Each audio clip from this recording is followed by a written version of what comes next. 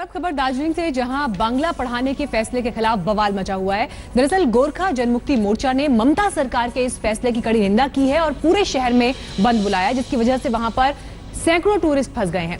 अब इन तमाम हालात के बीच ममता बनर्जी क्योंकि कैबिनेट बैठक के लिए वहीं मौजूद है, तो उनके खिलाफ भी प्रोटेस्ट हो रहे हैं, लेकिन शहर में हालात काबू करने के लिए सेना को भी बुलाया गया है।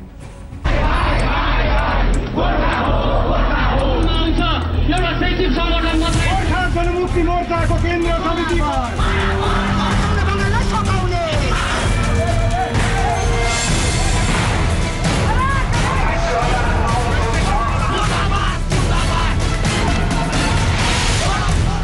गर्मियों की छुट्टियों में टूरिस्टों की गहमा गहमी से भरा दार्जिलिंग शहर आज सन्नाटे में है।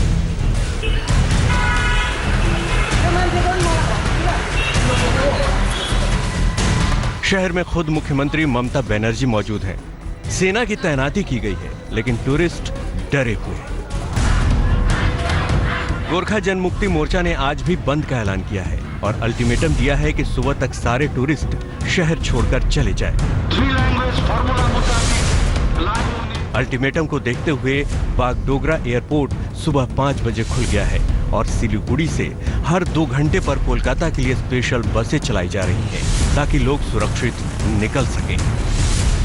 ममता बनर्जी आज कोलकाता लौटने वाली थी, लेकिन हालात को देखते हुए वो आज दार्जिलिंग में ही मौजूद रहेंगी। अब देखिए कि आखिर क्यों दार्जिलिंग अचानक गुस्से से दहक उठा। गोरखा जनमुक्ति मोर्चा ममता सरकार के उस फैसले का विरोध कर रहा है जिसके मुताबिक राज्य के सभी स्कूलों में बांग्ला भाषा को अनिवार्य करने की घोषणा की गई है। अभी तक दार्जिलिंग के स्कूलों में नेपाली पढ़ाई जाती है। ममता बनर्जी के यहां पहुंचने पर उन्हें काले झंडे भी दिखाए गए थे।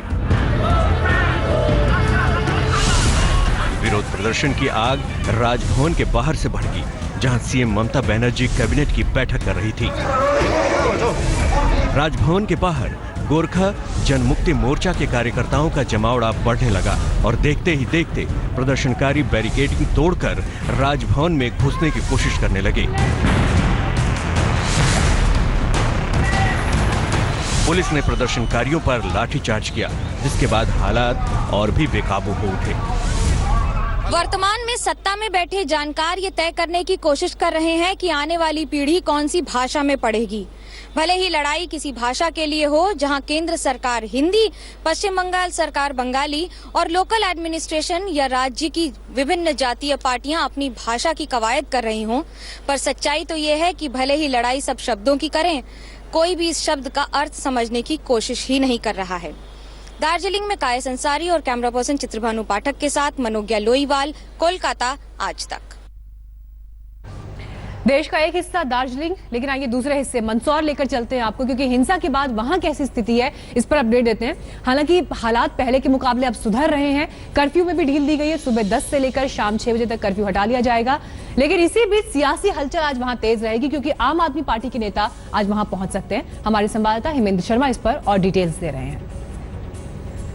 मंदसौर और पिपलिया मंडी थाना क्षेत्र में जहां 5 किसानों की पुलिस की गोली लगने से हत्या हो गई थी, अब स्थिति धीरे धीरे सामान्य होती नजर आ रही है। गुरुवार को पुलिस ने कर्फ्यू में महिलाओं और बच्चों के लिए 2 घंटे में ढील दी थी और पुलिस का कहना है कि पिछले 24 घंटे में कोई भी अप्रिय घटना नहीं हुई है। मंदसौर के आसपास के इलाकों में भी धारा 144 लागू है, देवास में भी धारा 144 लागू है, शाहजहांपुर में भी धारा 144 लागू है और नीमच में भी धारा 140 लागू है। जहां तक राजनीति का सवाल है, राहुल गांधी की मंदसौर विजिट के बाद अब आम आदमी पार्टी भी इसमें कूद गई है और आज आम आदमी पार्टी के कुछ नेता मंदसौर आ रहे हैं। एडमिनिस्ट्रेशन का और सरकार का मानना है कि किसी भी राजनीतिक दल के आदमी को मंदसौर में नहीं घुसने दिया जाएगा और लाशों पर राजनीति नहीं करने दी जाएगी। कैमरामैन इरशाद खान के साथ हेमेंद्र शर्मा, मंदसौर, आज तक। और अब बात मुख्यमंत्री योगी आदित्यनाथ की, जिन्होंने वामपंथी स्कॉलर्स पर इतिहास बिगाड़ने का आरोप लगाया है। दरअसल लखनऊ यूनिवर्सिटी के एक प्रोग्राम में योगी आदित्यनाथ ने यह कहा कि वामपंथी स्कॉलर्स की वजह से ही भारत के वीरों की जगह औरंगजेब जैसे शासकों को इतिहास में जगह मिली है। जब इस देश के अंदर वामपंथ आया था तो हम लोग ये मानते थे कि भारत एक राष्ट्र नहीं है। यूपी के मुख्यमंत्री योगी आदित्यनाथ ने अब वामपंथ के खिलाफ मोर्चा खोल दिया। लखनऊ यूनिवर्सिटी में हुए एक कार्यक्रम में उन्होंने न सिर्फ वामपंथियों को जमकर कोसा, बल्कि उन पर भारत का इतिहास बदलने का आरोप भी लगाया। योगी ने कहा कि वामपंथी इतिहासकारों ने शिवाजी के बजाय औरंगजेब का महिमा मंडन किया।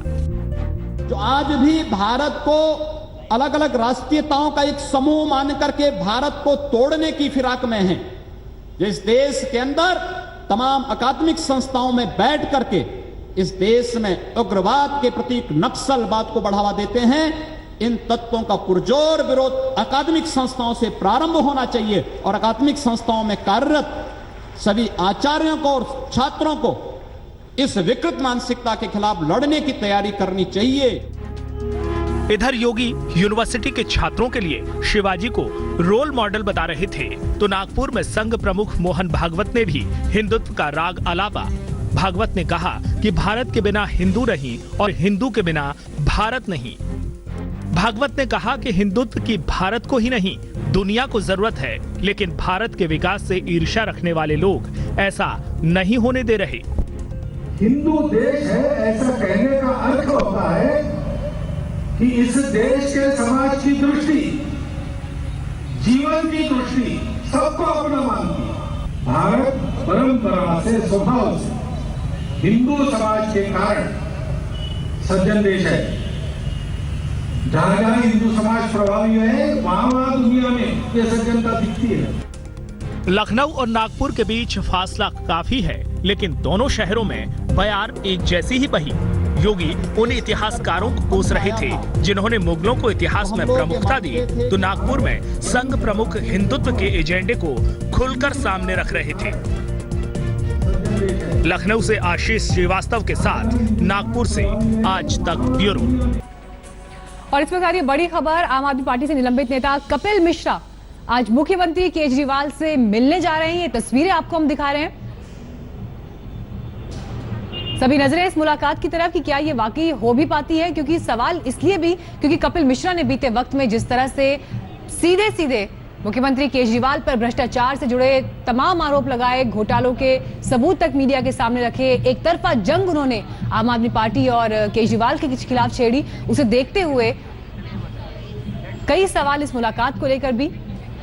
मकसद क्या है, कोशिश कैसी है, लेकिन सीएम के जनता दरबार में कपिल मिश्रा जा रहे हैं।